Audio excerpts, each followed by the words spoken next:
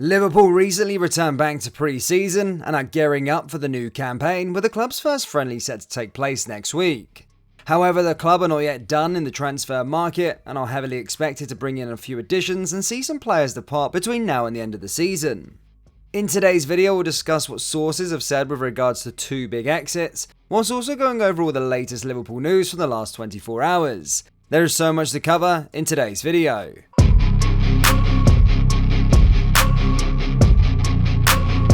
And hello everybody, welcome back to the channel guys. Before we do get into today's video, as always, please do smash that like button and subscribe to the channel for daily Liverpool content. Trent AlexanderArnold arrived back for pre-season training on Tuesday with a new but old look. Fresh start, new season, new me, he declared. Trent's short hairstyle had fans and Virgil van Dijk recalling Trent of 5 years ago. And after a summer spent training in Los Angeles and a week at a camp under Armour's Human Performance Center in Portland, the 24-year-old appears raring to go for the new season. The big question is where he'll be playing in 2023-2024. Will Jurgen Klopp continue him as the hybrid right-back midfielder in the new 3-4-3 shape? It looks likely, but even Trent isn't fully sure at this stage. Speaking to Sky Sports, he said, "It's not my decision. I only play where I'm told to play, so all I can say is I enjoy playing football, I enjoy playing right back, I enjoy playing in the middle of the pitch a lot. It's somewhere I find a job and I enjoy the challenge of two, so I would enjoy playing there in the next season, but it's not my decision where I play." The opening pre-season games, the first of which arrives next Wednesday, should give us an indication of Klopp's intended formation and therefore Trent's role. If Klopp does opt to continue with the new shape, it will be similar to how Manchester City operated last season, with John Stones stepping into midfield. Trent knows that last season wasn't good enough and that you need to be near perfect to match or beat Manchester City. He said, "We want to be winning the league. We want to be challenging and being in the title races and in the Champions League football, so not to be in the next season is disappointing. We know how to win the league, we know how to challenge City and go toe-to-toe with them, and you need to be near perfect throughout the season, so for us, that's where our heads are at. A major part of being near perfect would require a significant improvement in consistency, and particularly away from home, where they lost as many away games as Everton last season." He finished, "Throughout the season we had good results against the big teams, but we dropped points and sloppy points away from home especially. There are things that we've all naturally thought about and we need to correct." Just a quick one guys, we have released our new July drop. We've got brand new designs. We have the Liverpool original t-shirts, along with the We've Conquered All of Europe t-shirts. Do browse the new collection by going down into the link in the description or going to copyclothing.com. Anyway, let's get back into today's video. Liverpool are set to sell 2 first-team stars before the summer window shuts, according to Football Insider. The Merseysiders are planning to sign a midfielder and a centre-back, both for the first team, as they look to add to the marquee captures of Dominic Szoboszlai and Alexis McAllister for a combined £95 million plus add-ons. Should Liverpool, as expected, complete those 2 key captures, with Southampton's Romeo Lavia now their top target, then there will be some departures. The most likely, according to Football Insider, is Thiago, who is subject of strong interest from Saudi Arabia and Turkey, and will be allowed to go by if Liverpool wants to. The media company also claimed that he won't be the only big name leaving Anfield this summer. It is believed there will be another senior star exit as Liverpool look to create more room on their wage bill for new arrivals. Lavia has been targeted as Jurgen Klopp and the club's recruitment team look to bring in a defensive midfielder with his best years ahead of him. He attracted the attention of Liverpool with a string of impressive performances for Southampton in his debut Premier League campaign last season, and sources say he has been seen as a beast who can break up the play, close down the spaces in which opponents operate, and lay down foundations. Following this, earlier this week we explained how Jordan Henderson was not in talks over a move to Steven Gerrard's Al Ettifaq, but Wednesday brought counter-claims. It is now suggested that Henderson is considering a move, with a 50% pay rise and a longer contract on offer.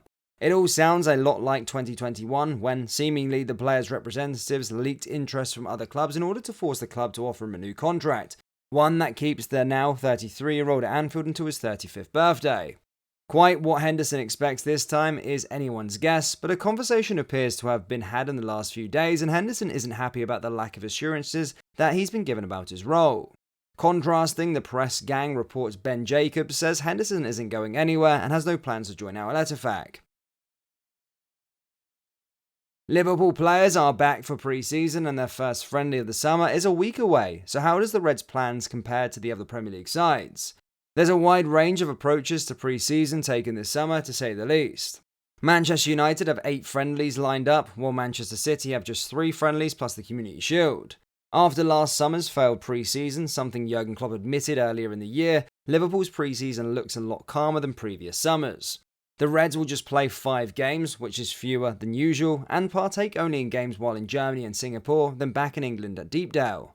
4 of their opponents are German sides. Klopp seems to have had a very hands-on approach to how pre-season is run, returning to Singapore and opting not to go to the USA. By the time Liverpool line up against Calais next Wednesday, Arsenal will already have played 2 of their 7 games when counting the Community Shield. But other rivals such as Tottenham and Chelsea only have 5 friendlies planned like Liverpool. Newcastle, though, are taking in 7 warm-up games. Meanwhile, teams like Brighton, Fulham and Wolves are currently only playing 4 games. Although that's nothing on Burnley, who have just 1 friendly scheduled despite returning to pre-season training over a month ago on June 5th. New boys Luton have just 3 games currently lined up, not ideal preparation for a first ever season in the Premier League. Liverpool's preparations last summer were pretty dismal, underlined by 4-0 defeat to Manchester United in their first friendly of the summer in Bangkok, a bizarre decision at the time and even more so in hindsight. Klopp admitted as much in January, saying, "Would I do anything differently? I wouldn't go in the first week to Asia. Not because Asia isn't great, but I would go to Asia in the 3rd week or something like that, but it was not really in our hands." Is that the reason? No, I don't think so. But would it have been better to do it differently? Yes, we learn from these kind of things, but in the end we have to deal with them. The Reds played 6 games last summer, including 1 against Strasbourg at Anfield, the day after the Community Shield, which saw a very youthful side named in a 3-0 defeat. He claimed, "When we planned this game, then obviously we thought we had to do this for the first team squad really, for the first team players, because usually today we could have played the striker who didn't start yesterday. It was a summer beset with injuries and ultimately that carried into the new season. Let's just hope the adjusted approach pays off this season." Liverpool have no plans to rival Tottenham for the signature of Wolfsburg defender Mickey van der Ven. The 22-year-old has previously been cited as a target for the Reds as they look to bolster their backline this summer. However, it is Spurs who have emerged as the likeliest suitors, with talks over a deal reportedly progressing in recent days. We, at LFC News, understand that the London club will face no opposition from Liverpool in their final bid to sign the Dutchman. No firm move for Van der Ven has ever been planned this window, with the Reds focus on other players as they consider the defensive options. But with the Wolfsburg man now ruled out, the list of known targets in that area is dwindling.